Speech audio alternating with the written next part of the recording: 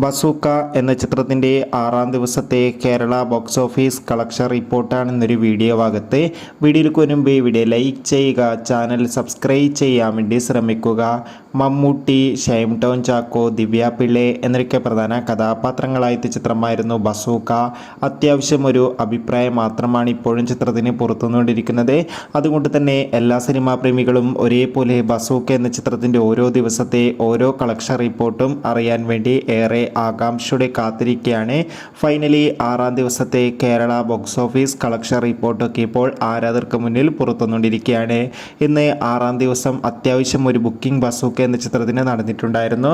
അതുകൊണ്ട് തന്നെ 6-ാം ദിവസം മാത്രമായി ഇന്ന് കേരളത്തിൽ നിന്ന് 2 കോടിക്ക് അടുത്ത് വരെയെങ്കിലും കളക്ഷൻ നേടിയെടുക്കാൻ വേണ്ടി സാധിക്കുമെന്നാണ് ട്രാക്കിംഗ് റിപ്പോർട്ടുകൾ സൂചിപ്പിക്കുന്നത്. എന്തായാലും ബസൂക്ക എന്ന ചിത്രത്തിൻ്റെ കൂടുതൽ ബോക്സ് ഓഫീസ് കളക്ഷൻ റിപ്പോർട്ടിനായി കാത്തിരിക്കാം. ചിത്രം കണ്ടവരുടെ അഭിപ്രായം കമൻറ്റ് ചെയ്യുക.